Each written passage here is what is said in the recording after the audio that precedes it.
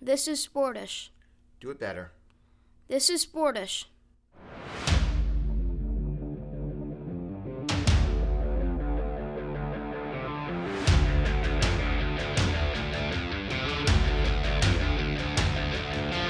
This is Sportish.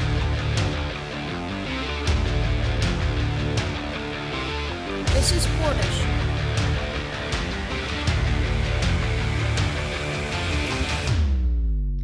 This is Sportish.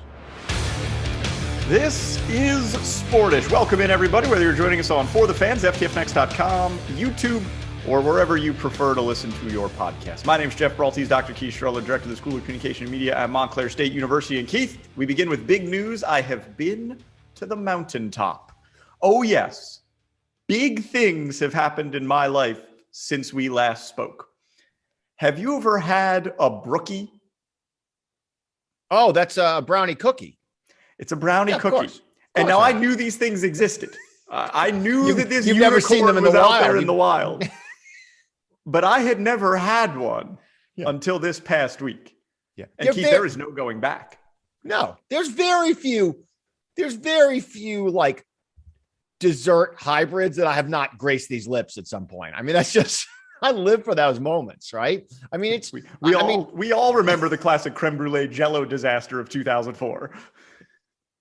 You know what's funny? I don't know if it's funny. Creme brulee is one of the desserts I really just disdain. It's really, yeah, I do not like anything about it. It's not a flavor profile. It's the texture. I don't like that kind of custard. I don't like a custard thing. I don't like it at all. That surprises me. I would think creme brulee, being sort of a bougie, hoity-toity dessert, would be right up your alley. There's no meat in it, which is good. And I respect any dessert that a blowtorch has been taken to. Well, that's why I have to push my kind of a snotty love towards like a souffle, chocolate souffle or something like that. Maybe a baked Alaska. So I do not like creme brulee. I want to like it because I want to be the person that orders creme brulee at the end of a meal. Sometimes I'll order it just to look at it so I can pay for it, and have that with my cappuccino. But I do not like that kind of snotty like texture. It feels like something that came out of your nose. I don't like it at all.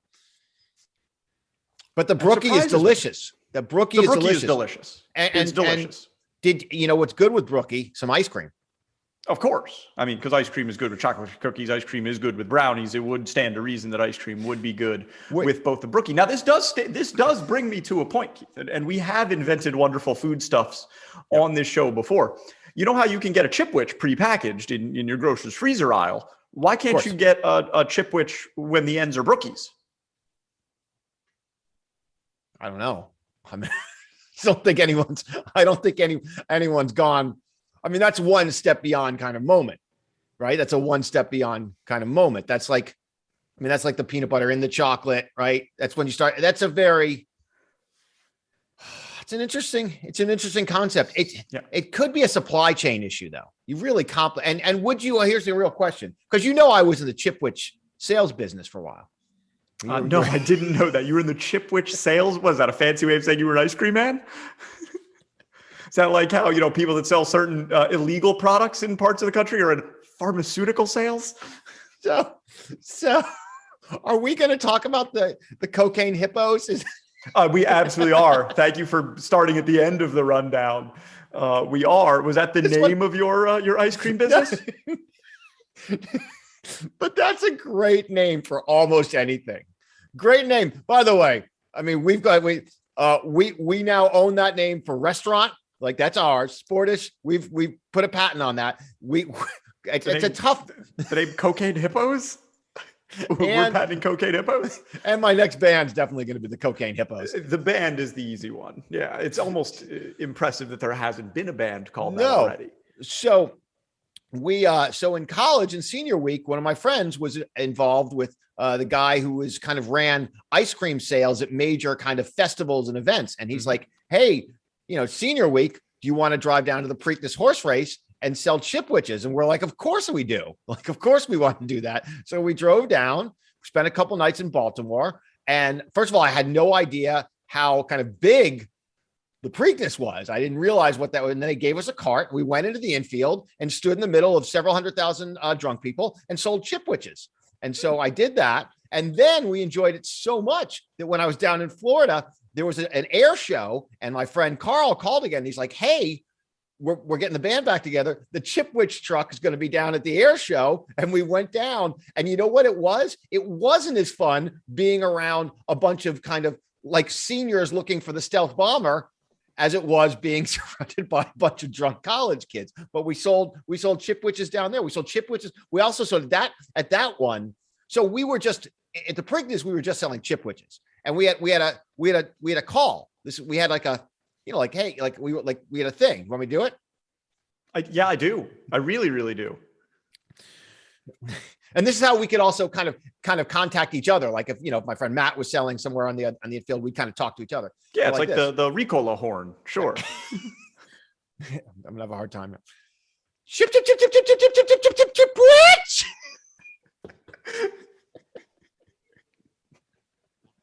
Just in case there's anyone out there, whether you're on For the Fans, FTFnext.com, YouTube, or wherever you prefer to get your podcast, in case maybe there was a glitch in the matrix or your internet went out and you didn't catch that, how did that go? Chip, chip, chip, chip, chip, chip, chip, chip, chip, chip, chip, chip, chip, which? Drove sales like mad. I mean, it's like a mating call. It's like a mating call to drunk horse race fans. So we did that. And we did that. I believe Jim Cotter was also selling there. I believe someone urinated on his cart while he was, because how the Preakness gets. It's a dirt in the bathroom. Yeah. Oh yeah, the Preakness is tough, especially once the running of the porta potty It's starts. a tough crowd. It's a tough crowd. I mean, if there's a divide kind of in the gene pool between like the Kentucky Derby and the Preakness, I think we all know how that goes. Now, I hesitate to tell this story, and I hesitate to do it for two reasons. The first is it may offend you as someone who's made part of their lifetime earnings from sales of Chipwiches. Also, I'm not certain the statute of limitations has expired. So if that's the case, I would like to mention that all of the characters in this story are purely fictional. The only thing of any value that I have ever stolen, Keith Strudler, is an entire case of Chipwiches. Literally, I cannot think of another thing of any value that I have stolen. Maybe I've taken a grape at the supermarket or something like that. Again, allegedly. But the only thing of certain value that I've ever taken You've never is taken a case of Chipwiches. like a street sign or a... No. I mean, if we're going to go real statute, I'm going to unload. I had the basketball chairs from the Cornell basketball team. Like the bench chairs. Yep. Sure. I apologize, Cornell. I believe we've donated enough. I mean, it didn't seem to hurt the season, by the way. You were going to lose to Penn anyway, but it was unnerving when you saw the final two chairs on the bench were just like folding red chairs. And that's when you knew you really were a scrub, when you were sitting on an unbatted folded red chair. We kind of did them a favor. If you were sitting on one of those chairs, it might have meant time to pay more attention in Chem 207 and get yourself to med school, because it wasn't going to work out. How did you, first of all, that's not an easy thing to steal because it melts. So what was the context by which this got stolen? So, but for the record, this is, do I have the right to record this conversation? This is alleged. This is all alleged. Allegedly, back when I was in school, I had an internship working for a minor league baseball team, and that team. Can you give us what's the fictional name of this team? The Rudson Rally. Yes, that's probably correct. It's actually not correct, but it's similar. And the team housed the players and all of the interns who were working for the team in a dormitory on a local college campus near the stadium. On this campus were not only academic buildings and housing units and things like that, there was also a local concert park. And so one night, myself and a friend went exploring in the concert park on a day where there was no concert or anything. We just walked through the woods and walked into this outdoor concert park. And, as you do, you wander around to where the cool stuff is. So we wandered ourselves into the concession area and started pulling on doors, and everything was locked except for one ice cream cooler. And what was in that ice cream cooler but an entire case of Chipwiches. And let me tell you, dessert was settled for the rest of that summer. If we're going down this road, I did steal a burrito from an eating club at Stanford. Okay. Now, if the club is designed for eating, is it really stealing? Well, I wasn't a member of the club. We wandered into the club. So we kind of, I guess technically we broke into the club. We were not members of the eating club. Okay. So this is two crimes. It's a B&E and a theft. We also made up stuff about ourselves. We were there for a cross-country meet when I was in college. Okay, so some fraud. No, I mean, yeah, I guess that technically, yes. So we upgraded. We went from Cornell to Stanford. At that point, I was feeling pretty good about myself. So you consider that upgrade? You consider Stanford above Cornell? Oh, I think I and everyone who's ever worked for a university ranking system concurs. I think that flip happened about 70 years ago. So, I mean, look. I'm surprised to hear you say it.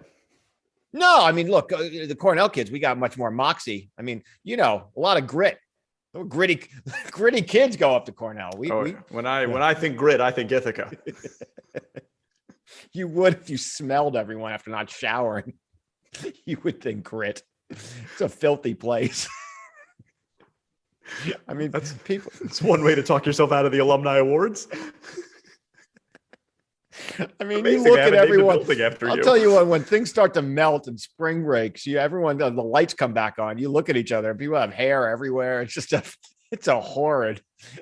So people do not take care of themselves. So, all right, at any rate. So I know we got a lot. We really do have a lot to get to today. And this has been a huge week.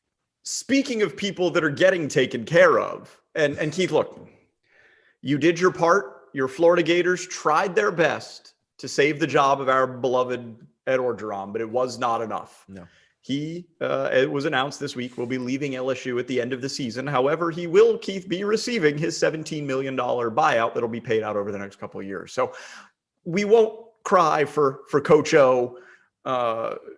He knows where his next meal is coming from, but we're sad to see him go, and I know you'd like to give a go Tigers for the road. Go Tigers. And he also, not only does he know where his next meal is coming from, looks like he knows who's he's going to be eating it with. And it is a 26-year-old lady from Baton Rouge who has also been attending practices and occasionally having her children participate in some drills with the team. Which, Keith, is surprising because that is behavior that you would expect the coach to undertake now that he knows that he's going to be let go, but is also finishing out the season. This is power that people like you and I could not handle. Imagine the damage that we could cause if we were fired by our employer, but given months to finish out our duties. This is why when you fire someone, you send up someone that has some kind of artillery, right? And a taser. And you walk that person out of the building. You do not let them log onto their computer. It's always a really sad scene, right? When someone gets laid off, it's like they're a criminal and they get escorted out. There's a reason for that. There are things you can do. Passwords. If you have access to the billing system, right? A lot of people wouldn't get paid. You can do that in a matter of hours. Right? We all saw that movie with Robert Redford and Brad Pitt, right? That was his last day. You remember? Oh, yes. That was his last day. That was his retirement day. He was almost out. And he was basically, spoiler, saved Brad Pitt's life. He was stuck in, I believe, a North Korean prison or something like that. And he saved his life. Yeah. We're talking about Spy Game, right? Spy Game. Yeah, of course we are. About? Okay. Yeah. I'll just make it short because there have been a few movies like this. So Spy Game. Yeah, Spy Games. And so that was his last day. It's a great last day. That's what a lot of people are calling it the swingers of spy movies.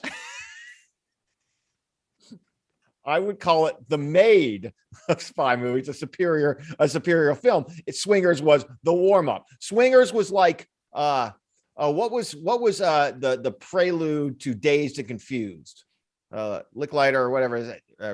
His first movie. It was Fast Times at Ridgemont High. No, that's not prelude him. To Dazed and Confused. That's not Fast Times at Ridgemont High. I don't know. I'm guessing movies that McConaughey's in. Well, McConaughey wasn't in Fast Times at Ridgemont High. That was Sean Penn. Sean Penn. That's what I meant. I meant Sean Penn. You're way off. That's a great role. Well, it's because my mind is spinning because you think Maid is better than Swingers. It's a far better. It's a every far week better. you reset the bar for the dumbest possible thing a human can say into a microphone. Last week it was, I think candy corn is good. Thank you, 538, which came out with its Halloween candy rankings, rightfully placing candy corn where it deserves, 68 out of 87. I like the second from the last. Boston baked beans, one of my favorite candies. Well, that's stupid. That's just stupid. Stop embarrassing yourself. You know we're recording this. It's candy coated nuts. Who doesn't like that? What is wrong?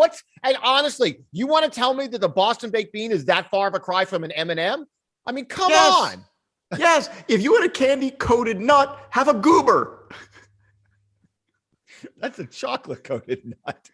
Goober is good. A goober is good. A goober's great.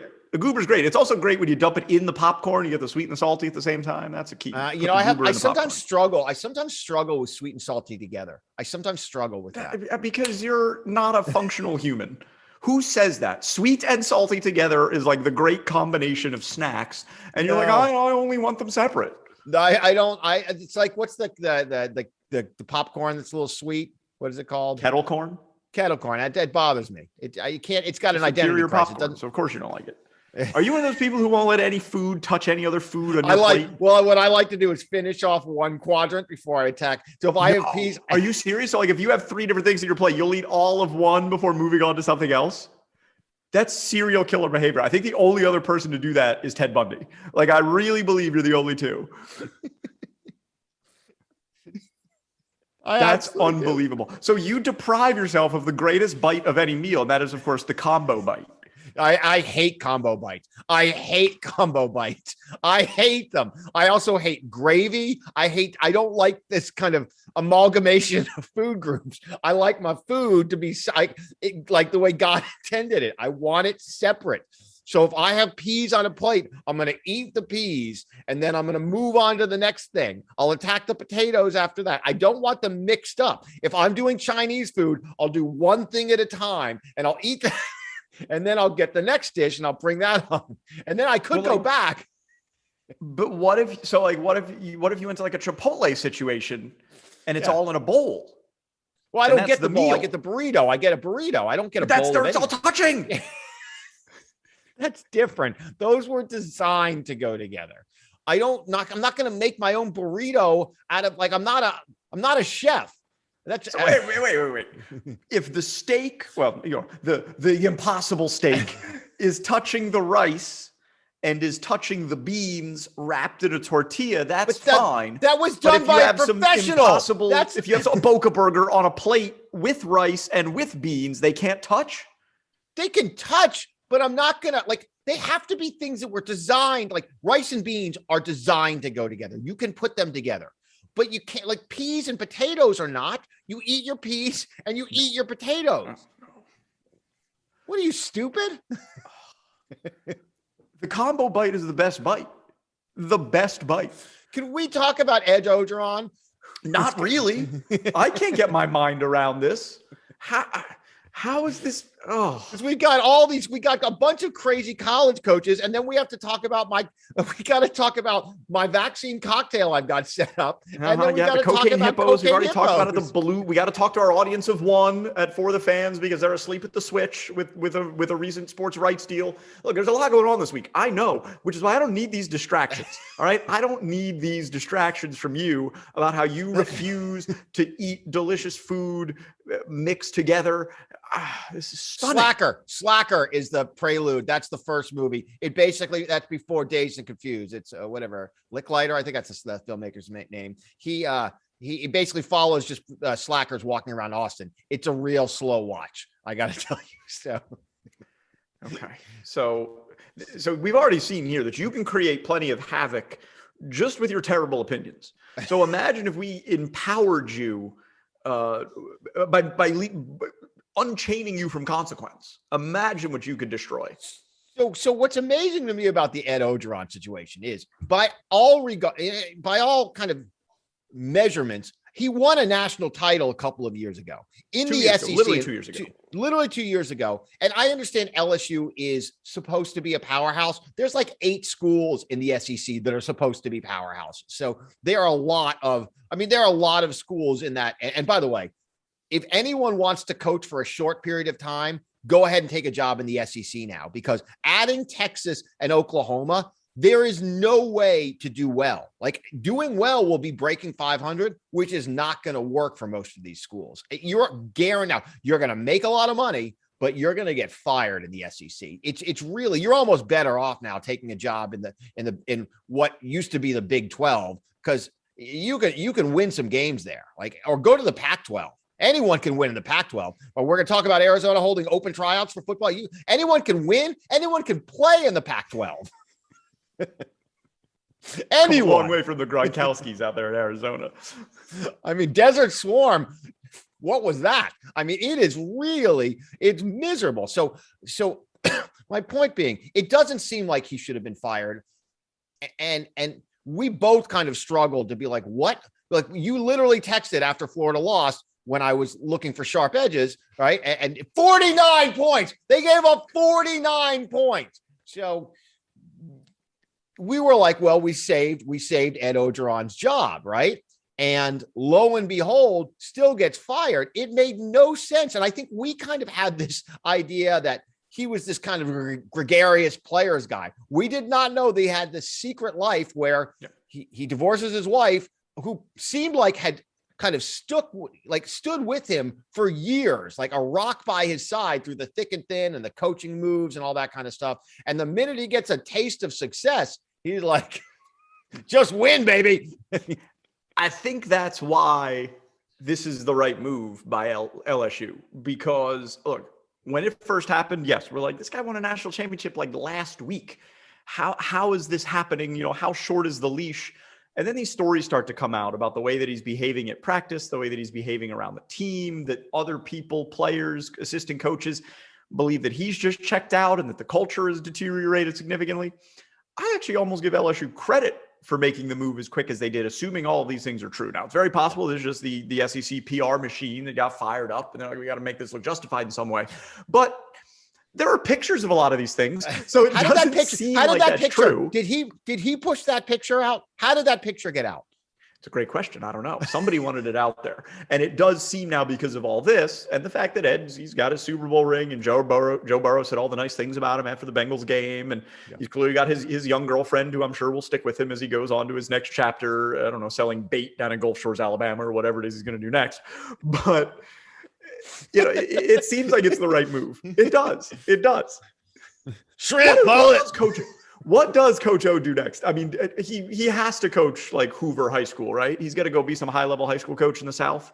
It does feel like that way, but it also does feel, I mean, like, couldn't he be like the Mattress Mac of Louisiana? I mean, couldn't he? Coach O's Crawfish Shack.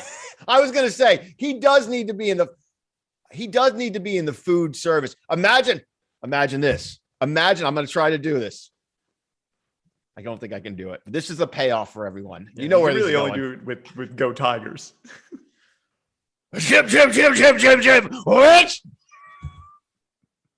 That was Ed Ogeron doing my chip. Oh, okay. Now I get it. At first I was curious exactly what was happening, but now since you explained it, now I understand. Did you not get from that? 10 minutes that ago. Was Ed Ogeron. Yeah, it was Ed Ogeron selling Chipwiches. I get it. I could see him being in the food business and be like, come on down to Ed Ogeron's Crawfish Shack. Suck the head. That's what they say. That's what they say. You're not a Southerner. You don't know this stuff. Yeah, no, that's definitely why that doesn't work. That's what they say. So, I've had crawfish. I know how it goes. All right. It creeps me out. You don't like food that touches. I don't like food that arrives on my plate looking the way the thing looked when it was alive. Yeah. That's a bridge too far for me. So you like your fish fillet? I mean, you don't want Correct. to see the whole fish. Yeah, I do not I've never want to know what understood that fish looked like as it was a fish. What if they served cow that way, like steak? I wouldn't feel good about it. I would not feel good about it. That's why I'm not a big fan of luau's or anything like that. I don't want to know what my meal looked like in its alive form. I had to cart around a roasted pig at a wedding once. I did. Move on. People have odd why would you have that at a wedding? Like, it was a wedding. People try to do too much to make their wedding stand out. It's a ritual. It's a ritual. It's a ritual. It was a ritual. It was a ritual thing, and so I had to do it. I don't want to get into ritual. There are a lot of traditions. There's a lot of traditions. There are a lot of traditions in different cultures with weddings, and so there was a ritual that involved this, the pig. So there was a pig, and then part of the pig disappeared. The whole thing got crazy. Part of the pig disappeared. Where did it go? And then we woke up. Why was it in multiple parts? Then we woke up in Tijuana, and I'm wearing a dress. All right. Is that how you had to start selling Chipwiches to get enough money to get back across the border? To get out. I was afraid I was going to keep heading south, and I was going to run in one of those cocaine hippos. You think a regular hippo's dangerous? Wait till you see a hippo with a little white powder on the nostril. Yeah, that's okay. You're gonna want to stay tuned for more about the cocaine hippos, but we're not done with head coaches getting fired this week, because Washington State head coach Nick Rolovich has also been relieved of his duties, as well as a number of his assistants, because he did not comply with Washington State's vaccine mandate. The highest paid state employee in Washington, making $3 million a year to coach the Washington State football team, refused to get the vaccine. However, shockingly, Keith, in public statement, says that he's not anti-vaccine. Not anti-vaccine, he says, just chose not to get one. And so now he is out of a job. A $3 million a year job. $3 million. By the way, that's not Seattle. Do you know how far $3 million goes in Pullman, Washington? I imagine that's a lot of Chipwiches. It goes the whole way. Border to border. You can change the name of the town if you'd like. I mean, Washington State, which, by the way, seems like a great place to coach. You go 6-5 and you're a hero. The bar is on the floor. Oh my God. In no offense, the worst. Well, boy, ACC, thanks a lot for making this difficult. Thanks a lot, Big 12. Good job, Iowa State. Way to go, Kansas. So, certainly an under-resourced at this point, or an underperforming Power 5 conference. I mean, it's and you're kind of hidden. You're out. There's no media spotlight. I don't even think I don't even think journalists know where that city is. I don't think they have Ethernet yet. So, I mean, you're a stone's throw from Idaho. That's what we're talking about. And by the way, Boise State. Yeah. Well, by the way, from there, I mean, you walk, you get lost on your walk, and you're basically in Yellowstone National Park, and you'll never be seen again. So that's how that works. All right. And so it's absolutely a great place to coach. Not a lot of pressure. Getting $3 million a year. All he has to do is get the freaking shot. That's it. That's all he has to do. And he's not even anti-vaccine. He's not even anti-vaccine. I can't believe it. So, and by the way, but a couple things. How excited is BYU for this week? Like BYU. They got the running backs coach coaching the team now. This guy's like, I can't believe I'm a head coach. I almost dropped out of the profession. There was a teaching job down at the middle school. My wife was like, hey, it's stable. You can get tenure. Enough of this moving around. Thanks a lot, Pfizer. This guy, you want to talk about winning the lottery. I mean, this guy, it'll be great until BYU puts 90 on them in the first half. So, but this is, I mean, how do you do that? I mean, I actually don't, I'm not going to say I understand not wanting to get the vaccine. I really don't. Right. Because we put all kinds of crazy stuff on our bodies. Yep. Right. I bet you he's eating a few pork rinds. I mean, you put stuff in your body. There's stuff that goes through this body is not meant for human consumption every day. There's one scenario where I respect someone not taking the vaccine when their reputable doctor tells them not to. Yes. If their actual doctor, not some TV doctor or some doctor from Dr. Oz? Show how about Dr. Oz? No, not some TV doctor. What if Dr. Oz is your doctor? What if Dr. Then I would consider respecting it. If your actual doctor tells you that there's a reason that you shouldn't get the vaccine, I'm okay with that. I'm also, I guess, okay with religious exemptions to a certain extent. But the rest of it, I don't understand any of it. BYU, that's interesting. Maybe BYU is, ironically, they'll be playing a school that could get a religious exemption potentially. Although I don't know that that's true. I don't know that. Yeah, I don't think that is. I don't know either. But I do know there are some religions that take very seriously, like what you can do with medical procedures and things like that. And so I will also respect that. Yeah, I don't believe that's BYU. Yes, there are some exceptions. Everything else, get your needle. Get your needle, people. We're not here to tell you what to do, but if we were, we tell you to get your needle. But can you imagine? And here's the other thing. Say what you want. He ain't coaching again. Like, he's done. You wouldn't think so. Because it's not he's done because people are like, he's anti-vax. He's done because he's so stupid. He embarrassed his university. I mean, he embarrassed his university. And I think that's the AD was I don't think he was really happy about the situation he was put in, right? And he wrote a pretty good note and explanation of how no AD wants to be in a situation where they have to fire half of their coaching staff. It's not a good look, right? And so it's because look, they're in Eastern Washington. That's not Seattle, right? It's not Portland, right? That's not the hotbed of liberalism. Right? I'm just gonna. We were this close to a classic line. They're in Eastern Washington. That's not Western Washington.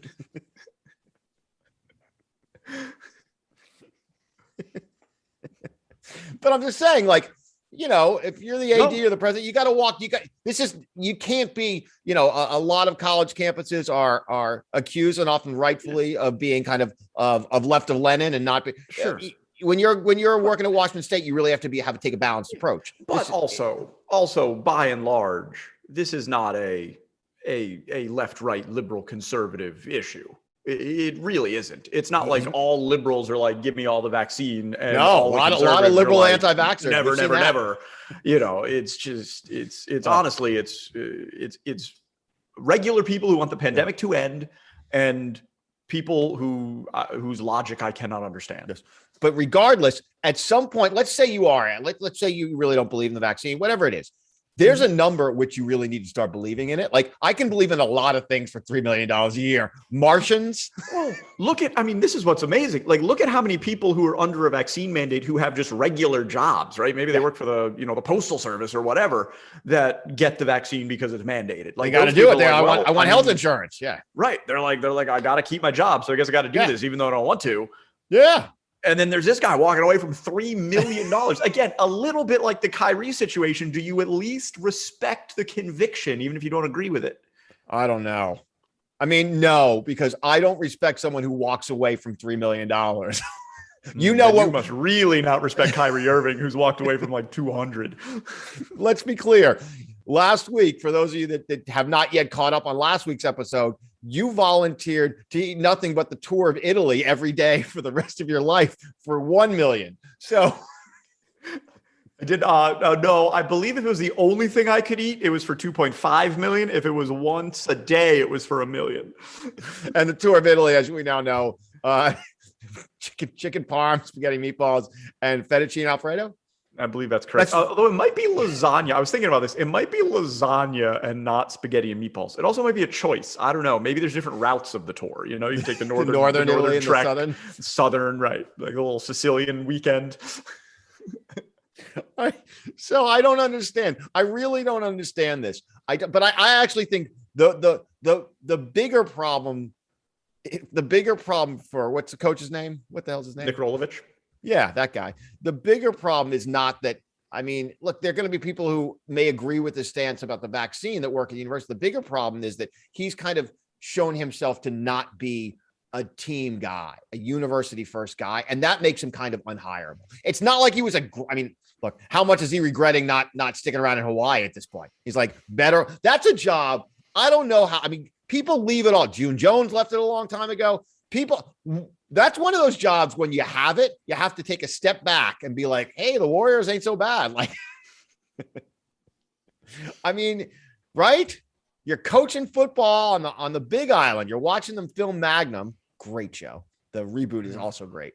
All right, so let's move on. We've done our coach. We got stuff to get to. Well, so there's another big story about a person in sports who refused to get the vaccine, and that is San Jose Sharks hockey player Evander Kane. I don't know if you heard about this, Keith Strudler. He was suspended 21 games because he presented the league a fake vaccine card They found out that it was a forgery, so they suspended him for 21 games. And it sounds like that's just a league punishment. The Sharks have basically said, we have no comment until his league mandated punishment is over. And it sounds like after that, they're going to talk when dad gets home. So it really seems like more trouble is a brewing. For Evander Kane, who presented the NHL a fake vaccine card, which seems odd because, Keith, real vaccine cards are available for free at your local doctor's office or fairgrounds. Did he know that if he got it in Alabama, he could have driven his pickup truck around the track? So now, is he going to get? Could he make good on this by getting the shot now? Or has he? Or is mom and dad going to be like, we've lost trust? Like if he shows a real card now, they're going to be like, we don't trust you anymore. Oh, like a boy who cried wolf situation. Well, it's like you already had an affair. How do I know? How do I know that phone calls from your boss, right? Maybe we've broken trust, and it's really hard to, once you've lost trust, it's really hard to put the heart back together. And so I don't know, but so he's now out for 21 days. He made a fake card, and this is, I don't know how advanced technology that the card fakes are at this point. I'm old enough that I was in college when, to have a fake ID, you would actually build a giant license in your house. You know this, right? Yeah, we've all seen Vegas Vacation. I'm sorry, that actually happened? No, when I was in college, you'd build a board. You'd get a giant whiteboard. I understand what it looked like. That's what you did before Photoshop. Yes, you would be like, all right, we're going to be Montana. So I had some friends up at Cornell that they built, I can't remember what state it was, but you build a relatively obscure state and you kind of make, and like they literally spent, and then you basically get a picture of you standing in front of it. They level, and then you cut it out, you laminate it, and you turn it into a license. This is pre-hologram, folks. All right. No, I mean, this is amazing. I mean, you all were an Ivy League institution, so I would expect it to be a genius plan that was foolproof. The number of likely valedictorians that spent their time not learning from some of the most brilliant professors on the planet and instead coloring in the lines on a North Dakota license plate is astounding. If their parents knew they were spending this many thousands of dollars a year for them to basically commit a small time crime. So the problem with these things this is where the thing always would fall apart. There had to be a pact when you made these things. Yep. 5 of us were doing it, then we destroy it. The problem is everyone gets greedy, and it's not just about money. It's, this girl she really wanted to know. And next thing you know, you got 200 people who allegedly live in North Dakota. In Ithaca, New York. Yeah, I understand the issue. I do. All right, it's time that we look into the camera and address our audience of one. And that is the only person that we know that reliably watches to or listens to this show every single week. It is the person who works for the Fans that inserts our commercials. We need you to send a message up the ladder to your bosses. You all are asleep at the switch. The next pickleball is here, and it's the Balloon World Cup. Yeah. We don't know who has these broadcast rights in America, and it's possible that no one does because every clip online seems to be in a different language. I think it's Peruvian, but I'm not sure. Don't quote me on that.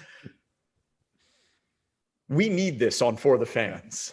And if you don't know what the Balloon World Cup is, it's the game that you played as a kid in your living room. Some people call it keepy-uppy, where you take a balloon and you versus somebody else have to keep hitting it up into the air. That's key. You have to hit it up. You can't hit it down to the floor. You have to hit it up. Has to go at least a meter. I believe it has to be at least a meter high. I believe that's the thing. So you can't just. Of course, you read the rule book, same as I. And this is now a sanctioned sport. It's played in a living room arena. There's a couch, there's a desk, there's a lamp. For some reason, there's a car. I think it's a branding thing. There's a car. There's an arcade game. And your job is to, be the one who touches the balloon last before it hits the floor. And how this isn't on For the Fans, Keith Strudler, and how we're not broadcasting it keeps me up at night. I mean, by the way, you've been in my basement. How good might my basement with the pinball machine and the couch and the dungeon room? But yes, I'm not so sure that we shouldn't just be broadcasting it. This should be the arena. We could be the American arena for the Balloon World Cup. You're not wrong. It would be a fine situation. I mean, look, we're close proximity to a major media market. Yep. Public transportation to get fans in and out. Absolutely. We're right We here have on to the, work we're right at here the, on we the have to work at the borderline. concession stands. I don't think our fans want to eat cauliflower wings and beans totally separate from potatoes, but Veggie dog, veggie dog, veggie dog. you know what, though? Chip. There it is. That's what we were. Yep, there it was. I'm glad you were picking up what I was trying. What I was hoping you to be putting down there. Anyway, we need to be broadcasting this. We need to. It's a farce that we aren't. Is this, by the way, Chipwich, one of the few products that we've given a glowing endorsement to? Like, this could be our thing. This could be our thing. Assuming they're not still coming after you. I hope they contact us and be like, and we think it's like our big break, and they're like, yeah, we want to talk about the issue of the missing box of our record show. Some inventory went unaccounted for in 2003. I'd give them credit for that kind of that attention to detail. So it's bizarre that we haven't been given an opportunity. It does feel like, I mean, I think we know the network pretty well. We watched it. Namely, we watch it because we're always hoping our show might come on. So we watch it. How about now? Sometimes it does. We never know when it's on. So sometimes and now it's you, because I've lost all hope. Sometimes you send a tweet when the show's about to start, but we don't know exactly when to hit send on that. I have to do everything too many times. And so now you stay up all day or night or whatever it is, and you wait for the show to come on, and then you hit send on a tweet with no hashtags or links, which, I mean, I wonder what's even the point. Well, you could do it yourself. You could do it yourself if you don't like how it's being done. I would love to do it myself if I knew what time the show was on. Noon. It's going to be on at noon. Okay, because you'd put money on that. I would. But of course, money doesn't mean all. I mean, I'm just trying to figure out what it's going to cost to get one of these Cocaine Hippos. Well, and I was going to say, who else money doesn't mean a lot to? The drug lords in Colombia. They have used hippos as part of their caravan to move product. And because of that, Keith Strudler, the Colombian government has had to, and this is all true, we are making none of this up, have had to sterilize their hippopotamus population with birth control to try and stop the reproduction of what have been termed cocaine hippos. Do you have the headline? Could you read the headline? Do you remember the headline of that story? Because it was... I can find it.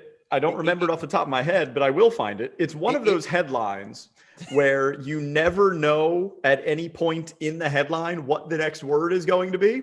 And so I'll read it to you. This is from, I think, an unimpeachable source on Cocaine Hippos, CNN.com. Colombia is putting its cocaine hippos on birth control. That's one of the greatest. If they give out awards for journalism headlines, it would be a crime for that not to win. If there's a Pulitzer for headline writing, that is an unequivocal champion. That is the greatest line ever written, because I don't know what that means. I don't know what that means.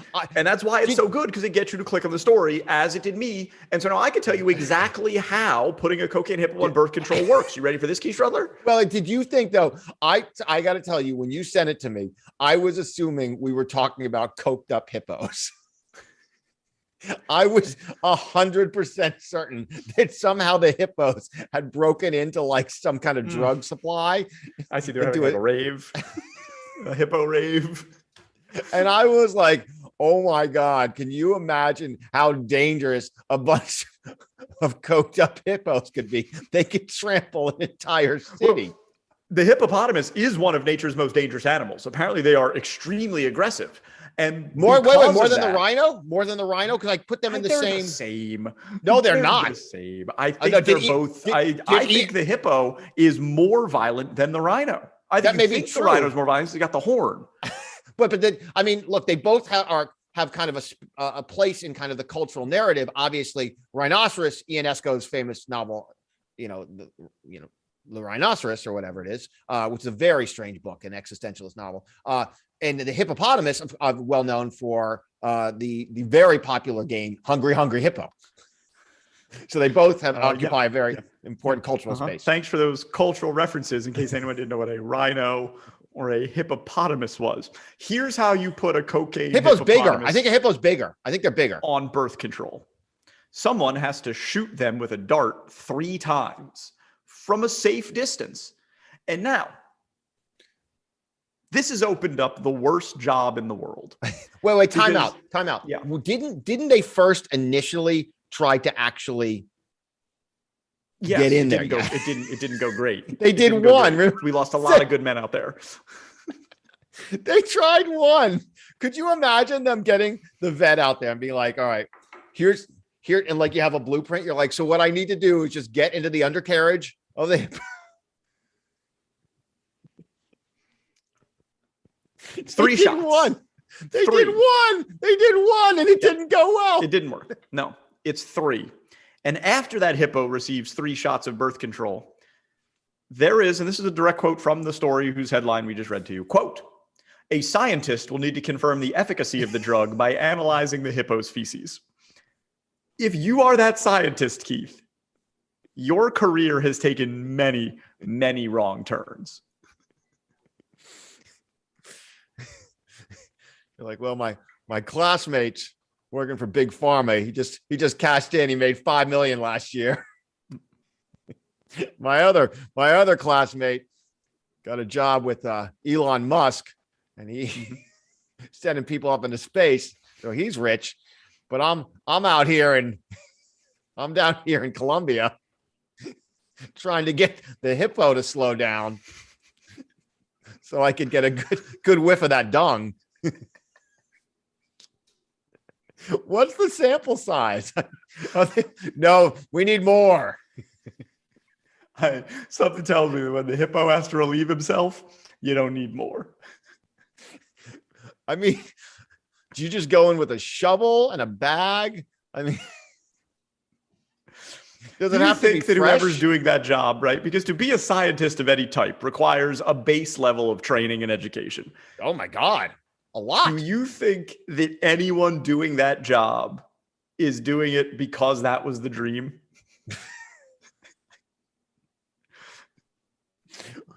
Well, I will say what, like, at least when I was starting my PhD, the first thing they go around, like the first colloquial or whatever it is, this kind of session where all the PhD students are together, and you kind of go around and say, this is what I'm interested in researching. Like I wasn't aware that was going to happen the first day. So I was like, oh God, I'm in trouble. That's how I ended up doing sports. I was like, I care about 2 things in this world. That's sports television and Magnum PI. And I contemplated saying Magnum PI, and I knew that was going to go poorly. And so, can you imagine they're going around like, I want to cure cancer. I want to send people up into space. I want to colonize Mars. I would like to test the fertility of a cocaine rhinoceros by examining its feces.